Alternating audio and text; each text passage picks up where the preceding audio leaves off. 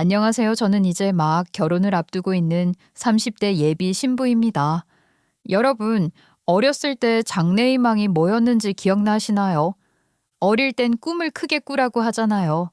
그래서 대통령 쓰던 애들도 한 반에 한두 명씩은 꼭 있었고, 연예인 되고 싶다던 애들도 있었지요. 요즘 애들은 아이돌이라던데 시대가 참 많이 바뀌었어요. 저는 어렸을 때부터 쭉 장래 희망이 의사였습니다. 지금 와서 생각해보면 제가 처음부터 의사가 되고 싶었던 건 아니고요. 완전 어릴 때는 선생님이었던 것 같아요. 초등학교 때 담임 선생님이 진짜 좋으신 분이셨거든요. 그냥 공부 잘 가르치는 선생님이 아니라 애들을 마음으로 보시는 분이었죠.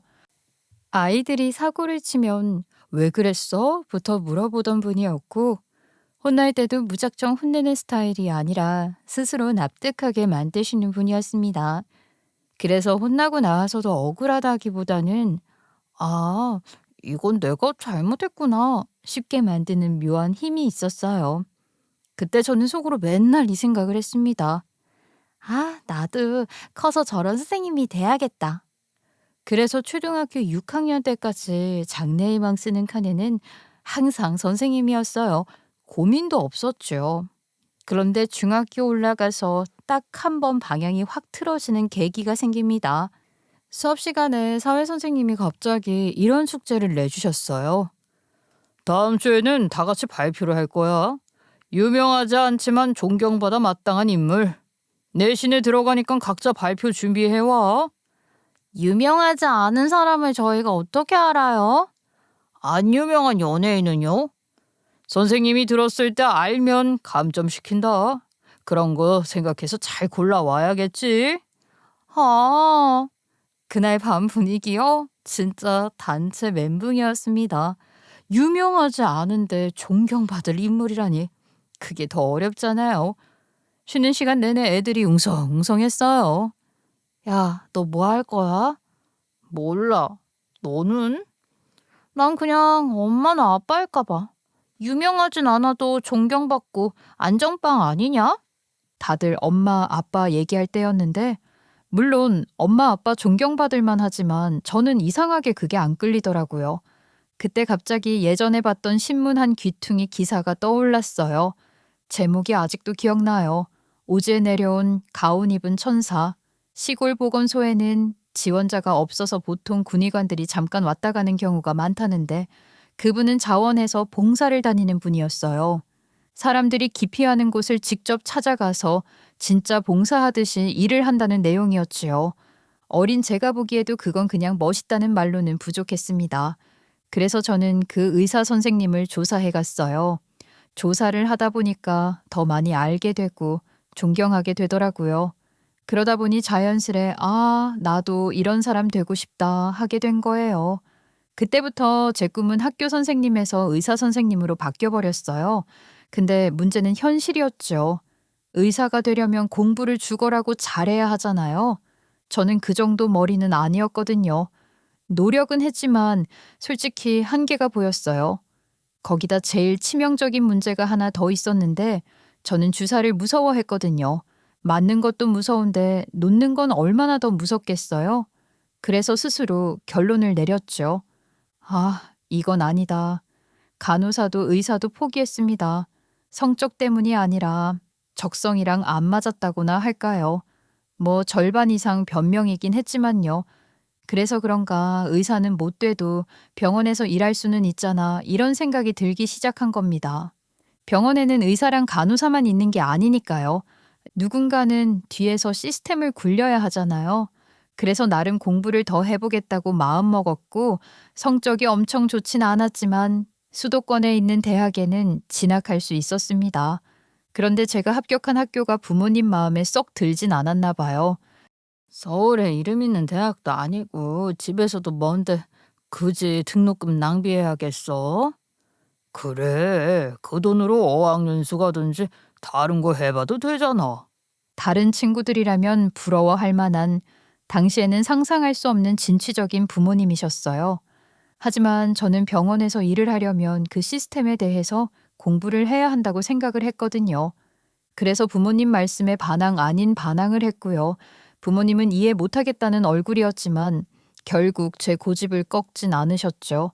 그렇게 경영학과에 진학하게 되었고 졸업하고 나서는 별 고민 없이 병원 문부터 두드리기 시작했습니다. 그렇게 첫 직장으로 들어간 병원은 제가 상상했던 병원이랑은 좀 달랐습니다. 아니, 많이 달랐어요. 작은 병원이었거든요. 작으니까 그만큼 일도 적어야 하는 게 맞는 건데 작아서 그런가 인력도 없더라고요. 월급은 솔직히 많지 않았는데 할 일은 끝이 없었습니다. 행정 업무만 보면 되는 줄 알았던 저는 출근한 지 한 달도 안 돼서 경영지원팀 일까지 같이 하고 있었고 어느 순간엔 홍보물 시안도 제가 보고 있었고 나중엔 자체 감사 자료까지 제 책상 위에 쌓이기 시작했어요. 처음엔 다들 작은 병원은 원래 그래요 라면서 웃더라고요. 저도 처음엔 그런가 보다 했죠. 그런데 시간이 갈수록 웃을 일이 아니었습니다. 업무가 줄어들기는커녕 하나를 끝내면 두 개가 더 생겼거든요. 이상하게도 병원은 아주 잘도 돌아가요. 그 말은 뭐겠습니까? 누군가가 죽어라 처리하고 있다는 뜻이죠. 그게 저였고요. 가뜩이나 할 일이 많아서 하루 종일 서류랑 씨름하고 있는데 제가 소리 소문 없이 다 해내니까 원장은 제가 바쁜 줄도 몰랐던 것 같아요. 어느 날 오후였어요. 원장이 제 자리로 와서는 아무렇지도 않게 이런 말을 던지더라고요. 현재 씨, 내가 동네 커뮤니티 보니까 말이야. 우리 병원이 슬슬 입소문을 타는 것 같더라고. 슬슬 상담 엄마일 사람도 필요할 것 같은데, 현재 씨가 좀 해보세요. 순간 귀를 의심했어요. 상담 업무요? 행정, 경영지원, 홍보, 감사까지 하고 있는데 상담까지요? 제가 말문이 막혀서 잠깐 가만히 있으니까 원장은 그걸 또 긍정으로 받아들였는지 말을 이어갔습니다. 어차피 환자 응대도 잘하잖아요. 이왕 잘하는 김에 더 해줘요. 그럼 연봉 조정은 좀 되는 건가요? 업무가 너무 많아서요. 상담까지 맡게 되면 연봉 조정이 필요할 것 같습니다. 업무 조정? 현재 씨가 지금 무슨 일을 하고 있지? 행정 업무랑 경영 지원, 그리고 마케팅 쪽도 좀 보고 있습니다. 감사 자료도 저번에 한번 봤고요. 현재 씨가 행정 업무 하는 걸로 들어오지 않았나? 내가 나중에 팀장님이랑 얘기해서 업무 조정해 줄게요. 일단 상담 업무는 현재 씨가 맡는다고 생각하고 있어. 그 나중에 오기는 했습니다. 다만 제가 먼저 터트린 뒤였죠. 몇 달 동안 조정 안 된 업무로 혹사당하다가 이건 아니다라는 생각이 계속 들더라고요. 그래서 다음 날 큰맘 먹고 원장실에 들어갔습니다. 업무 조정 안 해주실 거면 연봉 올려주시라고요. 근데 말이 끝나기도 전에 딱 잘라 거절이 들어오더라고요. 고민하는 기색도 없었어요. 그 순간 머릿속에서 뭔가 툭 끊어졌습니다. 그래서 저도 더 말 안 했어요. 자리로 돌아와서 바로 사직서를 썼죠. 솔직히 사직서 쓰면서도 설마 잡겠지 하는 마음이 조금은 있었던 것 같아요. 사직서를 냈을 때 원장은 콧방귀를 뀌더라고요. 그때까지만 해도 원장은 제가 나가도 병원이 잘 돌아갈 줄 알았던 것 같아요. 그런데 제가 나가고 나니까 업무가 슬슬 밀리기 시작했고 결국 병원이 제대로 안 돌아가게 된 거죠. 며칠 뒤에 원장이 다시 연락을 해왔습니다. 현재 씨, 잘 지내요?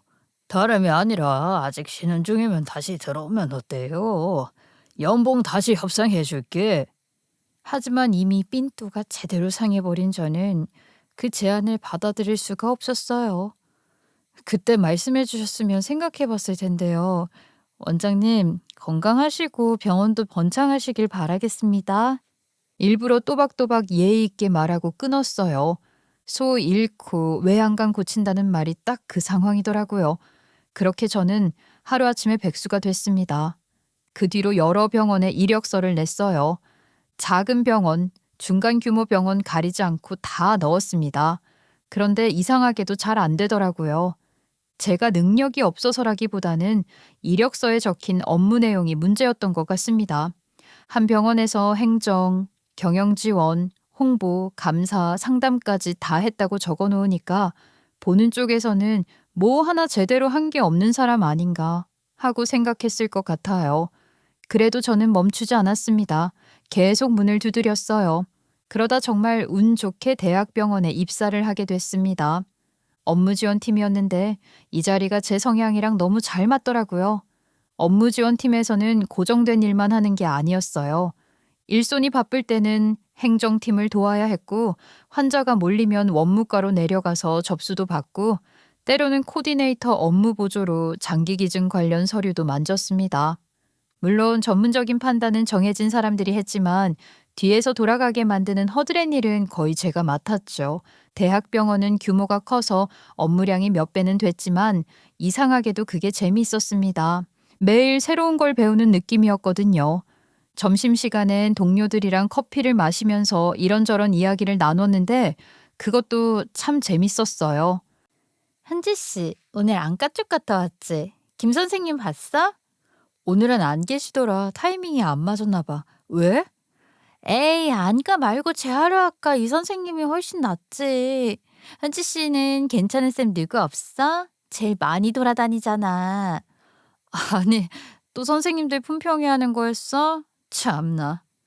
병원 다니는 낙이 그거잖아. 뭐 어때? 어차피 의사들은 다 의사들끼리 만나는데 우리는 이렇게라도 즐겨야지.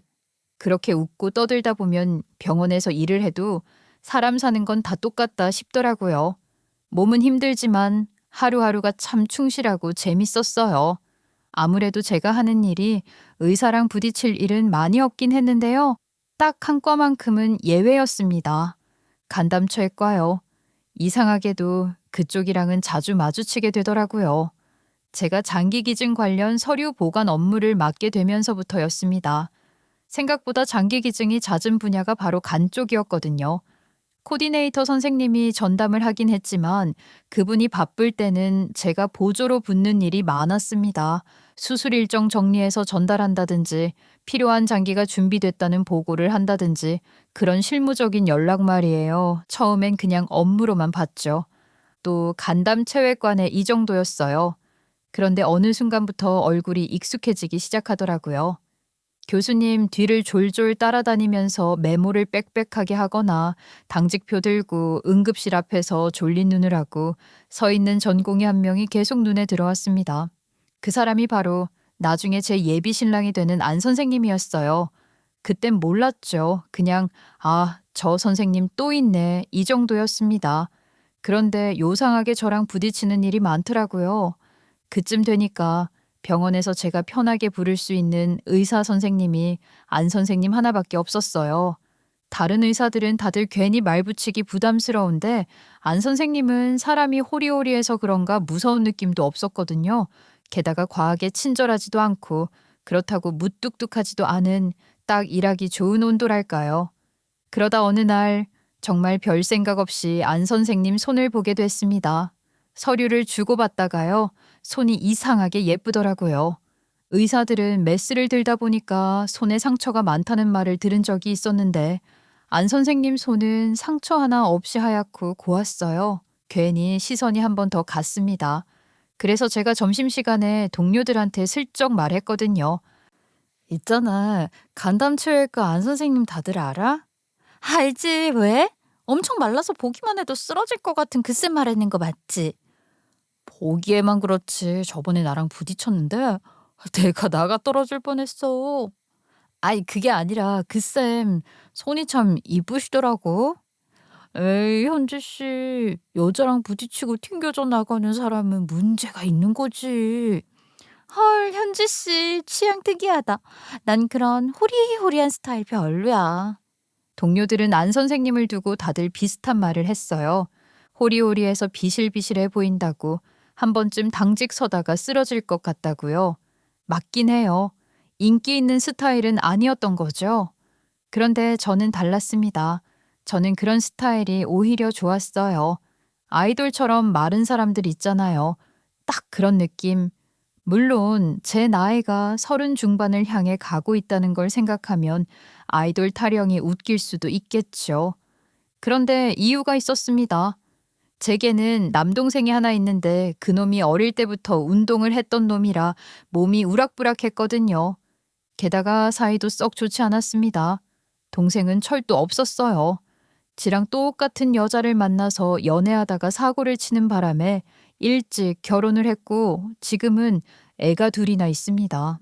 부모님도 갑자기 할머니, 할아버지가 됐다고 별로 좋아하지도 않으셨어요. 지금도 손주들 봐주느라 허리가 휜다고 하시니까요.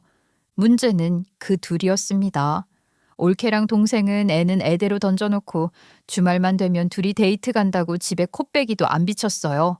부모님이 애들 보느라 끙끙대는 걸 보면서도요. 그런 인간들이라 제 눈에 좋게 보일 리가 없었죠. 그래서였을까요? 저는 남성성이 너무 과하게 드러나는 남자한테는 정이 안 갔습니다. 몸 큰 남자, 목소리 큰 남자, 그런 쪽은 아예 제 취향 바깥이었어요. 그에 비하면 안 선생님은 정반대였죠. 말도 조용하고 움직임도 조심스럽고 아무튼 제가 그러니까 옳게도 다 알고 있었던 것 같아요. 여자들 눈치 좋잖아요. 제가 동생도 옳게도 별로 안 좋아하는 거 하니까 처음부터 저한테 살갑게 굴지도 않았어요. 그렇다고 대놓고 적대적인 것도 아닌데 묘하게 선을 긋는 느낌이 있었거든요. 그런데 나중에 알고 보니까 거기에 자격지심 같은 게 살짝 섞여 있더라고요. 올케가 말하길 제가 처음엔 의사나 간호사인 줄 알았대요. 병원에서 일한다고 하니까 그렇다고 지레짐작한 거죠. 그래서 괜히 더 잘 보이려고 했다고. 그건 나중에 술 먹고 본인 입으로 한 말이었습니다. 올케가 술버릇이 조금 있는 편이거든요. 형님, 저 솔직히 말하면요. 형님 병원 다닌다 그래서 의사나 간호사인 줄 알았어요. 그래? 병원에서 일하는 사람이 얼마나 많은데. 여기도 일반 사무직 있고, 경비하시는 분들도 있고, 청소하시는 분들도 있고. 에이, 제가 그런 거 알게 뭐예요. 아무튼 병원에서 일하신다고 하니까 저도 괜히 더 잘 보이려고 했죠. 근데 행정직이라면서요? 참나. 모르는 거 알려줬더니 말본새가 왜 그러니? 맞아, 행정직이야. 그건 뭐 아무나 다 할 수 있는 거 아니에요? 에이, 별거 아니었네. 저 말투요. 진짜 아무 생각 없이 툭 던지는 것 같으면서 듣는 사람 긁는 데는 도 같은 스타일이었어요. 물론 저는 그런 말에 크게 타격받는 성격은 아닙니다. 어쩌라고 싶었죠. 근데 문제는 따로 있었어요. 저는 자취를 하고 있었고 올케랑 동생은 돈이 없어서 사고치듯 결혼한 케이스라 본가에서 더부살이를 하고 있었거든요. 그런데 제가 매달 부모님께 용돈을 드리는 걸 올케가 진짜 못마땅해 했어요. 본인들은 먹고 살기가 바빠서 용돈도 못 드리고 생활비도 못 드리고 있는데 제가 용돈을 주니까 그게 그리 눈치가 보인다는 거죠.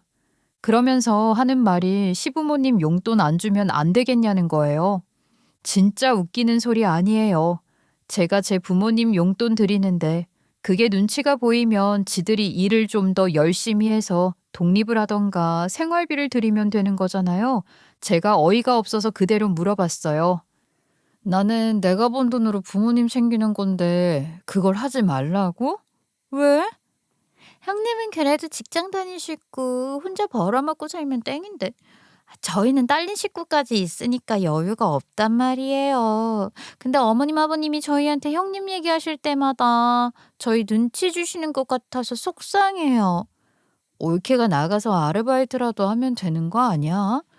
우리 엄마 아빠 고생하시는데 좀 챙겨드릴 수 있잖아. 그럼 올케도 용돈벌이 하고 좋지. 그 말에 올케가 바로 버럭했습니다. 형님, 애 둘 키우는 게 어디 쉬운 줄 아세요? 근데 제 조카들 2명 이제 얼추 커서 어린이집 다니고 있거든요. 그래서 올케도 낮 동안은 여유 시간 있을 거란 말이에요. 말만 그렇게 하지 그냥 집에서 놀고 싶은 건데 그걸 애 핑계로 포장하는 거죠. 그러니 저랑 올케 사이가 좋아질 리가 없었습니다. 거기다 올케는 제 약점을 아주 잘 알고 있었어요. 제가 대학병원에서 계약직으로 오래 일하고 있다는 거요. 지금 벌써 4년째 계약직이었거든요. 그걸로 사람을 살살 긁어댔습니다. 형님은 왜 정규직이 못 되는 거예요? 나중에 퇴직금도 못 받겠네요 하면서 말이에요. 사람을 그렇게 박박 긁어대는데 어떻게 좋게 보이겠어요? 그래서 저는 본가에 가는 횟수를 점점 줄였어요. 일부러 약속 핑계도 대고 야근 핑계도 대고 엄마가 조카들 보느라 힘들어하는 건 눈에 보였어요. 허리 아프다, 무릎 아프다 하시면서도 애들 챙기고 계시니까요. 그게 마음에 걸리긴 했지만 본가에 가면 더 스트레스를 받잖아요. 조카들도 누가 시킨 건지 뭔지 저만 보면 용돈 달라, 치킨 사달라 이런 얘기만 하니까 곱게 보이지도 않고요. 그런데도 결국 발걸음을 다시 옮기게 되는 날이 오더라고요. 그날도 딱 그런 날이었습니다. 주말이었는데 아침부터 엄마한테 전화가 왔어요. 아유, 나는 요즘 내 친구들보다 빨리 늙는 것 같아. 오늘도 해봐야 돼서 허리가 끊어질 것 같다. 이 말투가요, 투정처럼 들릴 수도 있는데 딸이니까 알잖아요. 엄마가 진짜 힘들 때 하는 말이라는 거요. 그래서 잠깐 망설이다가 그래, 오늘은 가야겠다 싶었습니다. 오랜만에 도와드릴 겸 얼굴도 볼 겸 해서 본가로 갔어요. 집에 도착해서 문을 열자마자 분위기가 딱 느껴졌습니다. 조카들은 거실에서 TV에 들어갈 듯이 얼굴을 받고 있었고 엄마는 소파에 앉아 허리를 주무르면서 애들 보고 뒤로 와서 보라고 잔소리하고 계시고요. 근데 집에 그렇게 셋밖에 없는 거예요. 현중이는요, 왜 엄마밖에 안 계셔? 친구들이랑 스키인지 뭔지 타러 간다더라. 걔 요맘때쯤엔 맨날 그렇게 나가잖냐. 애 아빠가 됐으면 좀 적당히 좀 놀러 다닐 것이지? 걔는 도대체 철이 언제 든대? 들어오면 내가 따끔하게 한마디 할게요. 근데 올케도 없네? 미용실 간다더니 아직 안 왔어. 뭐 그럴 수 있죠. 가는 날이 장날이라고. 오늘 마침 두 사람 다 없지만 그러니까 엄마가 힘들어서 연락했겠다 싶기도 했고요. 늘상 보여주는 밉상이라 쯧쯧 혀를 차긴 했지만 별 생각 안 했습니다. 머리하러 가면 시간 좀 걸릴 수도 있으니까요. 그래서 엄마 대신 조카들 밥 먹이고 씻기고 숙제 비슷한 거 봐주고 그러다 보니까 금방 시간이 갔어요. 어느새 해도 졌고 애들 재울 시간도 됐습니다. 근데 이상한 거예요. 밤 10시가 다 돼가는데도 올케가 안 오는 겁니다. 미용실이 아무리 오래 걸려도 이 정도면 미용실도 문 닫고도 남았을 건데 아무 연락도 없으니까요. 엄마도 슬슬 말수가 줄어들더라고요. 결국 제가 엄마 대신 조카들 재워놓고 거실 소파에 앉아서 잠깐 숨을 돌리고 있었어요. 그때 핸드폰 알림이 하나 울렸습니다. 동네 커뮤니티 앱이었어요. 별 생각 없이 눌렀는데 제 눈을 딱 잡아 끄는 제목이 하나 있더라고요. 홍대 클럽 오늘 진짜 헬이네요. 크크. 사진이 몇 장 첨부돼 있었는데 하나씩 넘기다가 마지막 사진에서 심장이 쿵 내려앉았어요. 사진 구석에 너무 익숙한 얼굴이 있더라고요. 설마 싶어서 화면을 확대했습니다. 근데요, 확대할수록 더 또렷해졌어요. 누가 봐도 올케인 거예요. 애엄마가 돼서는 진한 화장의 짧은 원피스를 입고, 아니 애 엄마라고 해도 그럴 수 있죠. 근데 손에 술잔 들고 남자들이랑 시시덕거리고 있더라고요. 각도도 표정도 머리 스타일도 완전 100% 올케였어요. 머릿속이 잠깐 멍해졌다가 바로 화가 치밀어 올랐습니다. 저는 말없이 엄마한테 핸드폰을 건넸어요. 엄마도 사진을 보시더니 한참을 말없이 계시다가 고개를 떨구시더라고요. 엄마가 제대로 화도 못 내시는 모습을 보니까 제가 더 화가 나더라고요. 평소엔 애 본다는 핑계로 명절 음식도 안 하고 집안일도 전부 엄마한테 미루던 사람이 이 시간에 이러고 있다는 게 도저히 용서가 안 됐습니다. 엄마는 허리 아파서 파스 붙이고 하루 종일 해보고 계셨는데 말이에요. 시간은 그렇게 흘러서 새벽 1시쯤이 됐습니다. 현관에서 철컥 소리가 나더니 올케가 들어왔어요. 어디서 갈아입고 왔는지 아까 사진에서 보던 옷은 아니고 추리닝 차림이더라고요. 그리고 아무 일도 없었다는 얼굴로 웃으면서 말을 꺼냈습니다. 어머, 형님, 와 계셨어요? 애들 보느라 고생하셨네요. 그 순간 진짜 피가 거꾸로 솟더라고요. 미용실은 재밌었어? 조명도 좋고 음악도 신났겠다. 네? 형님, 그게 무슨 말씀이세요? 올케 클럽에서 노는 거 커뮤니티에 사진 올라왔더라. 순간 올케 얼굴이 하얗게 질리더라고요. 미안하다거나 변명이라도 할 줄 알았는데 아니었어요. 오히려 발끈하면서 말하기 시작했죠. 방귀 낀 놈이 성낸다고 올케가 딱 그 짝이었어요. 남편도 스키장 놀러 갔잖아요. 저도 그냥 친구 만나서 잠깐 갔다 온 건데요. 저는 그 정도도 못해요. 누가 잠깐 놀러 갔다 온다고 뭐라 그래? 지금 몇 시인 줄 알아? 애 아빠도 놀러 가는데 저만 집에 묶여 있어야 해요? 애 맡기고 새벽까지 클럽 간 게 문제지. 엄마는 올케 대신 애들 봐주시느라 허리 아파서 파스 붙이고 하루 종일 움직이지도 못했는데 엄마도 많이 참고 계셨는지 제가 엄마 얘기를 꺼내니까 말문을 여시더라고요. 너가 그러고도 애 엄마냐? 그 한마디에 올케 표정이 확 바뀌었습니다. 갑자기 피해자 모드로 돌변하더니 눈물을 뚝뚝 떨구기 시작한 거예요. 저도 숨 쉴 데가 없어요. 하루 종일 애만 보고 살면 사람이 미친다고요.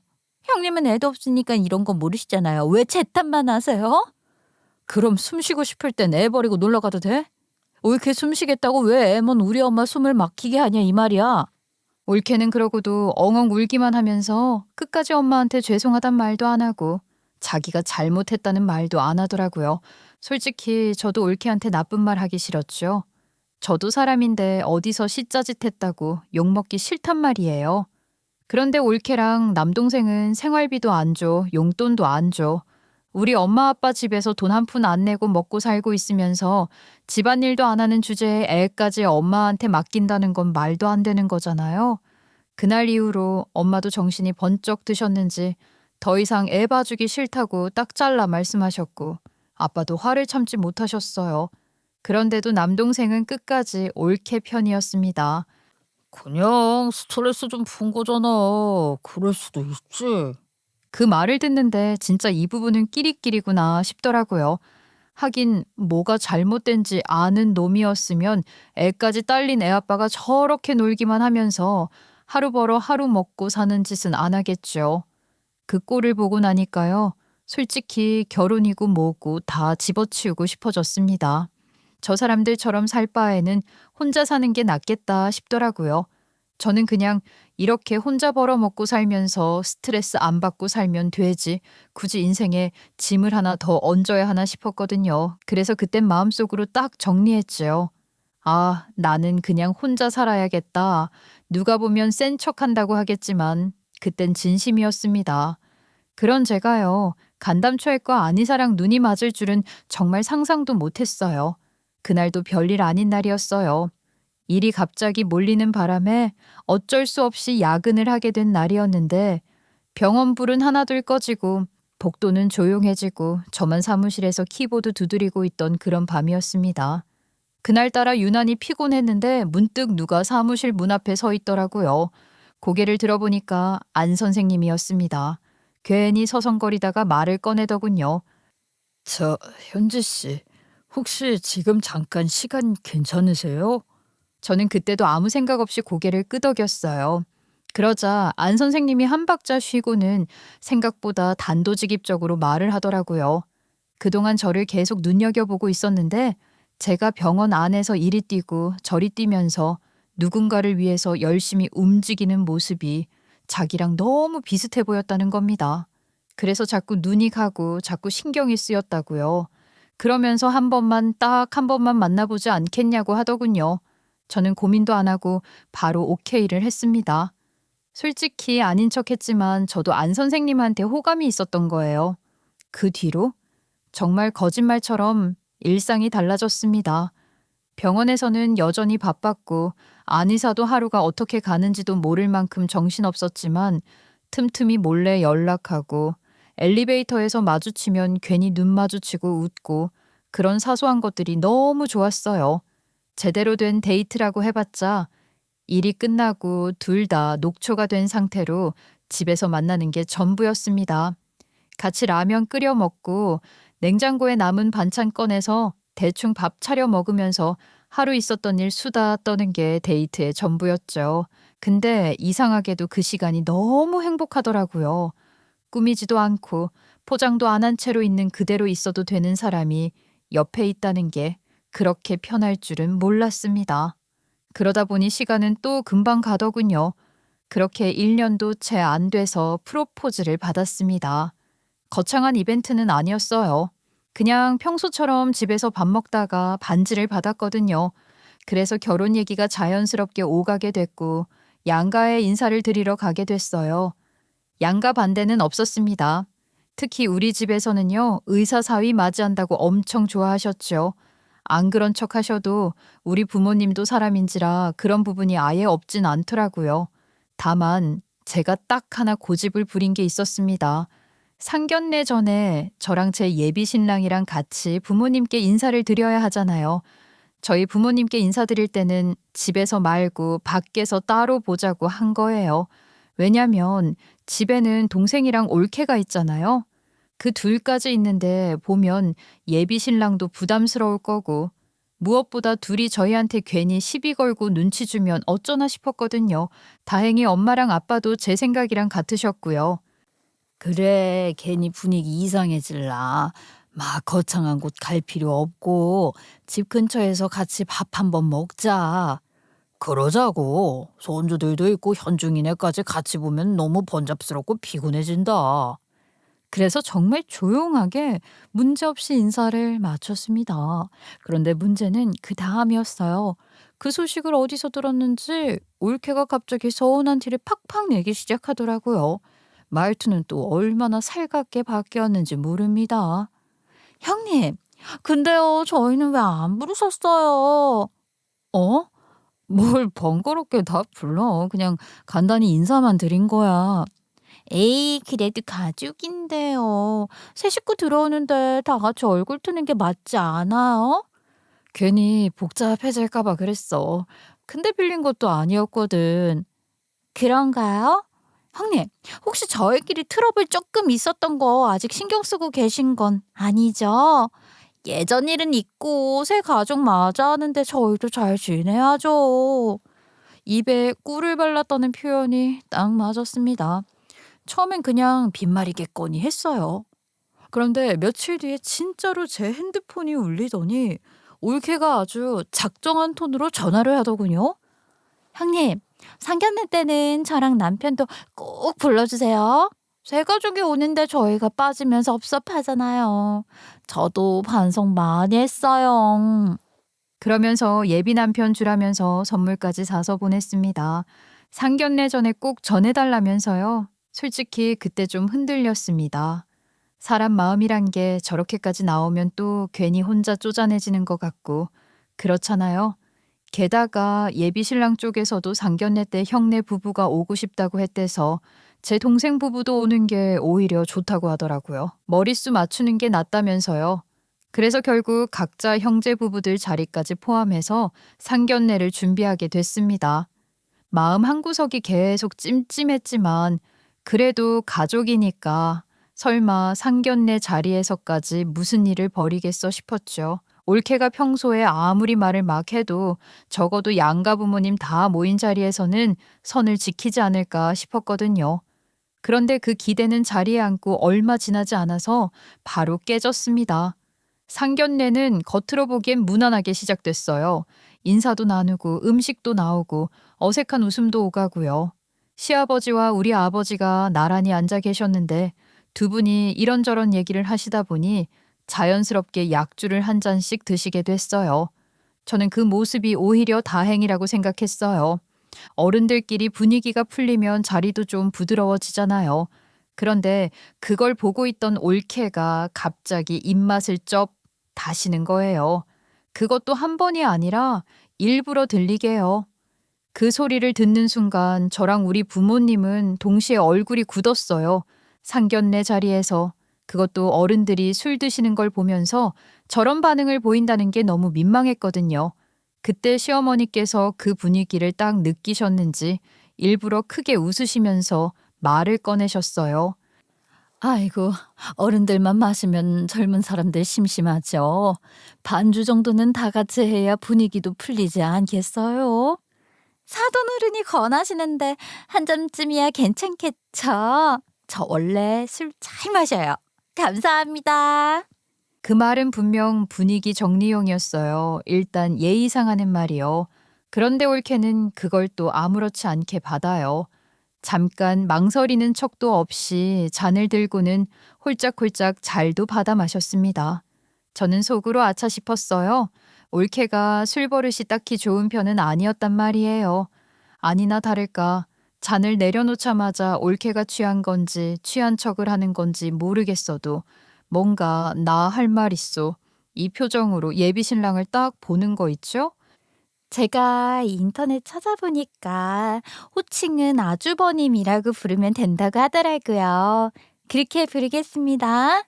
근데 아주버님, 의사시라면서요.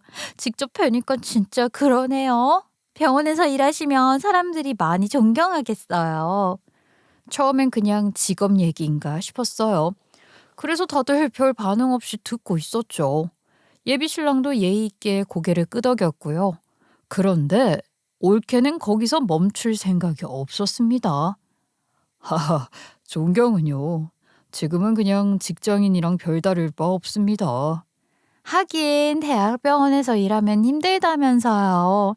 그러면 더더욱 의사랑 결혼해야 되는 거 아니에요? 보통은 그렇잖아요. 의사 아내 되려면 준비도 많이 해야 하고 집에서도 기대하는 게 많다던데요. 그 순간 테이블 위 공기가 확 달라졌어요. 저는 그 말이 무슨 뜻인지 바로 알아들었고 우리 부모님도 눈빛이 변했어요. 시어머니는 웃음을 거두셨고 시아버지는 말없이 올케를 보고 계셨죠. 그런데 올케는 사람들 반응을 전혀 신경 쓰지 않더라고요. 제가 들은 얘긴데요. 의사한테 시집가려면 열쇠를 몇 개나 해와야 한대요. 집 키에 병원 키에 차 키까지. 요즘엔 다 그렇게 한다고 하던데. 형님은 몇 개나 해가시는 거예요? 그 말이 끝나자마자 저는 얼굴이 확 달아올랐어요. 상견례 자리에서 그것도 제 앞에 두고 제 올케가 저를 평가하듯이 저런 말을 한다는 게 너무 어이가 없었거든요. 엄마 얼굴은 금방이라도 터질 것처럼 빨개졌고 아빠는 입술을 꽉 다무셨어요. 그런데 다들 아무 말이 없자 올케는 혼자 결론까지 내버립니다. 하나도 안 해가시는 거예요? 그럼 뭐가 하셔서 형님이랑 결혼하세요? 아주버님 조건이면 더 좋은 사람도 많을 텐데. 그 순간 저는 자리에서 벌떡 일어나고 싶었어요. 사람이 참는 것도 한계가 있지. 어떻게 이런 자리에서 술을 처먹고 이런 말을 하나 싶더라고요. 저를 완전히 만만하게 보는 것도 화가 났고 예비시댁 앞에서 이런 콩가루 같은 꼴 보이는 것도 너무 수치스러웠어요. 그래도 뭐 어째요. 상견례 자리에서 제가 올케랑 머리 뜯고 싸울 순 없잖아요. 올케가 긴장해서 술을 좀 급하게 마셨나 보다. 현중아, 너가 잠깐 데리고 나가서 바람 좀 쐬고 와.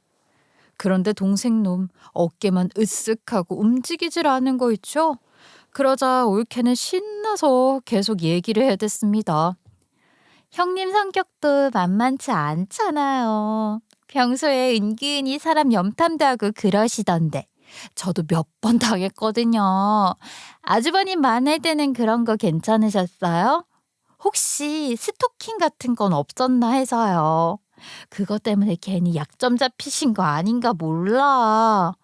스토킹이라뇨? 아닙니다. 오히려 제가 먼저 에이, 그럴 리가 없는데. 아니면 밤일이라도 잘하나? 그 순간 저는 귀를 의심했어요. 다른 사람도 아니고 올케가 저를 입에 올리면서 밤이를 운운한다는 게 도저히 믿기지 않았거든요. 우리 부모님도 얼굴이 벌겋게 달아오르셨고 시부모님도 아무 말도 못하고 꽁꽁 얼어붙으셨어요. 아니 사람이 참는 것도 한계가 있지 어떻게 이런 자리에서 술을 처먹고 그런 말을 할 수가 있냐고요. 제가 얼마나 만만하면 밤일까지 운운한단 말이에요. 가족 식사 자리였으면 바로 일어나서 올케 눈물 쏙 빼줬을 텐데 분위기 더 안 좋아질까 봐 마음대로 난리를 칠 수가 없더라고요. 다행히 예비 신랑이 더 이상 못 참겠다는 얼굴로 올케를 보더니 정색을 하고 입을 열었습니다. 지금 뭐라고 하셨습니까? 농담으로 하실 말씀은 아닌 것 같네요. 그 말에 올케가 잠깐 멈추는가 싶더니 갑자기 태도를 바꿨어요. 눈 풀린 척을 하면서 웃더니 혀를 베베 꼬면서 말을 흐리는 거예요. 네? 제가 지금 뭐라고 했나요? 제가 술을 너무 많이 마셨나 봐요. 에이, 실수. 말도 안 되는 거짓말이죠. 이게 술 취한 척 아니면 뭐냐고요. 이딴 녀석들도 제 가족이라고 여기 나와 있다니 진짜 쪽팔림에 눈물이 날 것 같아서 부들부들 떨고 있었어요.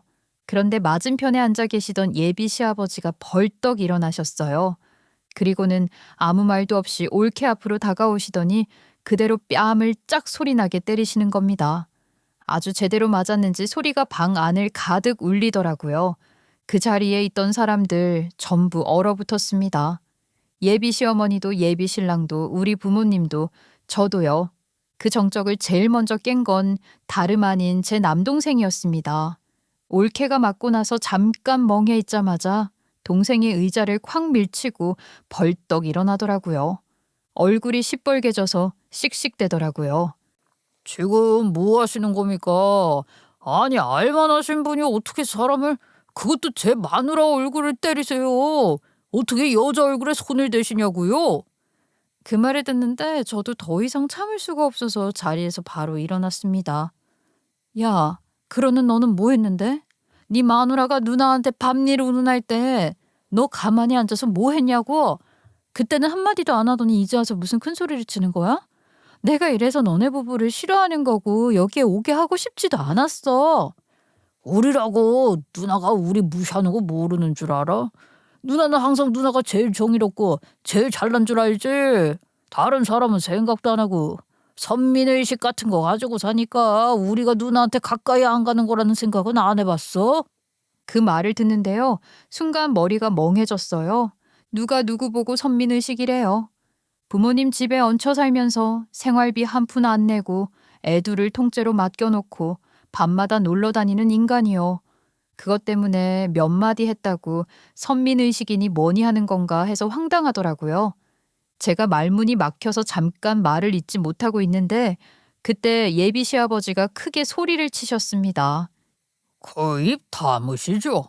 나한테 은인이나 다름없는 우리 며느리에게 무슨 소리를 하는 거야? 이렇게 순에 빠진 며느리가 무슨 선민의식을 가지고 산다는 소리를 하는 건지 내가 정말 알 수가 없습니다. 그리고는 예비 시아버지가 우리 부모님 쪽으로 다가가서 엄마 아빠 손을 꼭 잡으시더니요. 따님을 정말 바르게 키우셨습니다. 저희 집은 정말 꼭 따님을 며느리로 모시고 싶어요. 다만 아드님 농사는 죄송하지만 실패하신 것 같네요. 뭘 한다고 그렇게 말씀하십니까? 저희 사정도 모르시면서. 남동생이 부들부들 떨면서 얘기하는데 그 말을 끝까지 못하게 우리 엄마가 소리를 치셨어요. 시끄러워. 어른들 말하고 있는데 끼어드는 거 아니다. 너는 지금 상견례를 이 꼴로 만들어 놓고 아직도 정신을 못 차렸니? 엄마 목소리가요. 진짜 오래 참다가 터진 사람 목소리였어요. 저도 얼마나 속이 시원했는지 몰라요. 엄마가 드디어 폭발하셨구나 하고요. 그 다음에 엄마가 예비 시아버지를 보면서 조심스럽게 물으셨습니다. 근데 아까 말씀하신 은인이라는 게 그게 무슨 말씀이세요?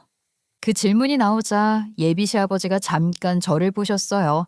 그 눈빛이 고맙다는 것 같기도 하고 미안하다는 것 같기도 했습니다.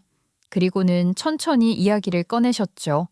사실 예비 시아버지는요, 제가 중학교 때 존경하는 인물로 조사해서 발표했던 그 오지에서 사람을 살리는 의사였습니다. 신문 귀퉁이에 작게 실렸던 그 기사 속 주인공이요. 청렴결백하고 정말 환자만 보고 진료하시는 분. 오지에서 오래 봉사를 하다 보니까 한 과에만 매이지 않고 응급의학과에서 두루두루 진료를 보셨던 분이었어요. 문제는 그런 사람이 병원 입장에서는 돈이 안 된다는 거였죠. 적자만 내는 사람이라고요. 그리고 그 병원이 하필이면 제가 근무하던 그 대학병원이었습니다. 제가 그 병원에 지원한 이유도 바로 그분이 계신 병원이라는 걸 알고 있었기 때문인데요. 운 좋게도 계약직으로 일하게 됐던 거고요. 그런데 실제로 병원에서 시아버지를 해고시키고 응급의학과를 줄여나가려고 병원에서 술수를 썼던 거예요. 무슨 술수였냐면 황당하지만 시아버지가 간호사를 추행했다는 소문을 낸 겁니다. 이미 퇴직한 간호사이고 익명이라 누군지 밝히진 못하지만 신고가 들어왔다는 거예요. 그리고 그걸 앞세워서 감사를 받게 한 거죠. 저도 같은 병원에 있다 보니 그 소문을 당연히 듣게 됐고요.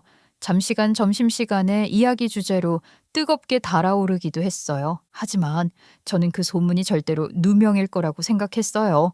제가 얼마나 존경하는 분이었는데요. 게다가 그분을 아는 사람이라면 다들 입을 모아 그럴 뿐이 아니라고 했거든요.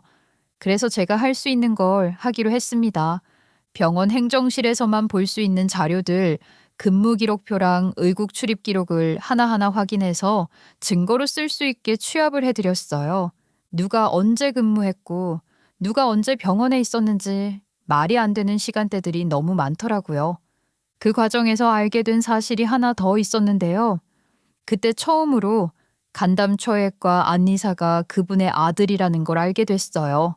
그 전까지는 그냥 병원에서 자주 마주치는 전공이 선생님 정도였죠.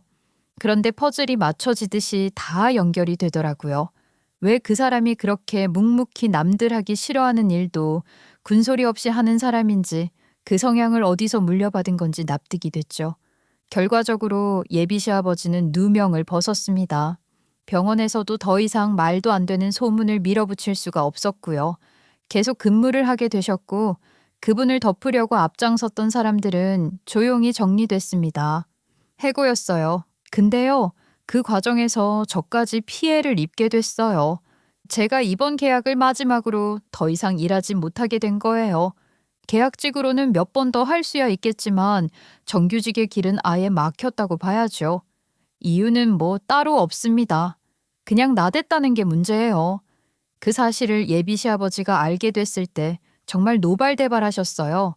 병원에 직접 항의도 하셨고 왜 이런 일을 만든 거냐고 따지기도 하셨죠. 그런데 돌아온 말은 늘 똑같았습니다. 어쩔 수 없다는 말이요. 그 말이 얼마나 비겁한 말인지 저는 그때 다시 한 번 느꼈습니다.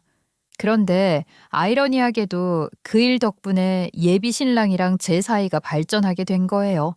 예비 시아버지를 도우면서 서로 말도 더 많이 트게 됐고 그걸 계기로 친해져서 새벽에 고백 공격 받았던 거죠.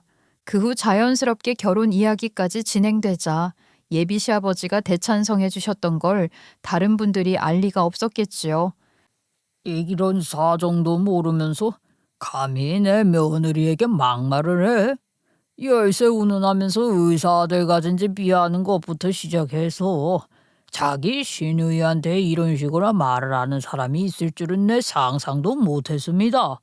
가족들끼리 할 말이 많은데 사돈 총각 내외는 이만 들어가시죠. 그런데 그 와중에도 올케는 울었습니다. 자기도 서러운 게 많다면서요. 우리 엄마가 몇 번이나 조용히 하라고 말렸는데도 울면서 넋두리를 계속 늘어놓더라고요. 했던 이야기 또 하고 또 하고요. 자기를 무시했다. 조카들한테는 용돈도 안 주면서 시부모님한테만 용돈 준다. 그것 때문에 눈치가 보인다. 전부 예전부터 들어왔던 이야기들이었습니다. 상황이 이렇게까지 왔는데도 본인이 한 말이나 행동에 대해서는 단 한마디도 꺼내지 않더라고요. 올케가 울면서 같은 말만 반복하고 있으니까요. 그걸 듣고만 있던 우리 엄마가 결국 폭발하셨어요. 듣자 하니 너 정말 너무한 거 아니냐? 네가 우리 아들이랑 결혼했고 없는 살림에 애를 둘이나 낳아서 어쩔 수 없이 우리가 끼고 살고 있는 건데 그동안 너네가 한 게 뭐가 있니? 어머님, 어머님까지 그런 말씀을 하세요? 저도 피해자예요. 저도 이렇게 어린 나이에 애엄마 될 생각 없었다고요. 그래, 그래서 내가 그동안 너가 집에서 뒹굴거려도 아무 말 안 하고 봐줬잖아. 그런데 너는 뭐니? 집안일 한번 제대로 하는 것도 아니고 밥상이라도 차리는 것도 아니고 애들은 맨날 어린이집 보내놓고 낮에는 친구 만나러 다녀. 주말만 되면 애들 우리한테 던져놓고 술 마셔. 그게 너네 일상이면서 그래놓고 뭘 잘했다고 차별이니 눈치니 그런 소리를 하냐. 나도 더 이상은 못 참겠다. 그 소리에 아빠도 가만히 계시다 입을 여셨어요. 엄마가 참으니 여태까지 아무 말 안 하신 건데 엄마가 이제 됐다 싶으니까 아빠도 딱 정리를 해주신 거죠. 우리는 너희랑 더 이상 같이 못 산다. 다른 것도 아니고 지 누나 상견례를 하는 자리에서까지 이런 짓을 벌이는 걸 보니까 우리가 너희 편의를 너무 봐줬지. 이 꼴 보니까 오늘부로 너희는 우리 집 식구 아닌 셈 쳐야겠다. 너 이제 내 자식도 아니고 남의 자식이니까 당장 짐 싸서 나가. 어머님, 아버님, 지금 그게 무슨 말씀이세요? 엄마, 아버지, 지금 너무 흥분하셨어요. 이건 집에 가서 천천히 얘기해도 되잖아. 여기서 이럴 필요까지는. 집은 무슨 집이야. 지금 당장 짐 싸서 나가. 오늘 당장. 집을 구하든 처가로 가든 어디로 가든 그건 너네 알아서 해. 더 이상 우리 집에 발 붙일 생각하지 마. 그 말을 듣고 올케가 거의 비명처럼 외쳤어요. 저 집에서 쫓겨난 거 아시잖아요. 갈 데가 없다고요. 그래, 우리도 지금 너네를 쫓아내는 거야. 더 이상 너네 하는 꼴 봐줄 수가 없어서. 너가 왜 쫓겨났는지 알겠다. 그 와중에 우리 부모님은 예비 시부모님 쪽을 보시고는 이렇게 된 꼴 보여드려서 죄송하다고 연신 사과를 하셨어요. 그런데 예비 시부모님 반응이 의외였어요. 아닙니다. 오히려 지금 터져서 다행입니다. 집안에 곪은 게 있으면 언젠가는 터지게 돼 있으니까요. 저희도 다 이해합니다. 오늘 일은 너무 신경 쓰지 마세요. 결혼식 진행 이야기는 아이들만 따로 불러서 차분히 다시 이야기하면 되지요. 그 말에 저는 진짜 숨이 조금 트이더라고요.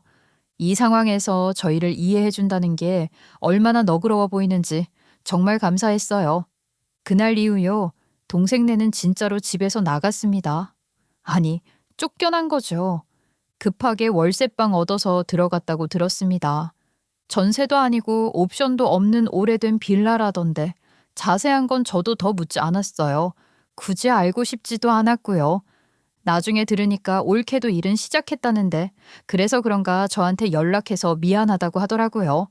근데요, 그 사과에는 진정성이 없었습니다. 미안해서라기보다는 우리 부모님 집에서 살 때가 편했으니까 다시 빌붙고 싶어서 알랑대는 거 누가 모를까 봐요. 저는 그냥 쿨하게 무시했고요. 저는 제 결혼 준비를 하고 있어요.